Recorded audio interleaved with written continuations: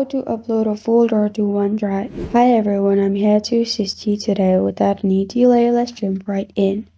First, open OneDrive on your device, then click on Create or Upload at the top left corner of your screen after you have logged into your account. Then, you will find all these options pop up. Click on Folder Upload. After you click on Folder Upload in here, simply select the folder you want to add, which even includes files.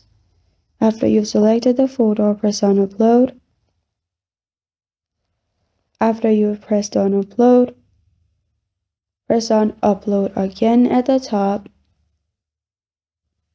After you've done that, you can go to My Files on the left side.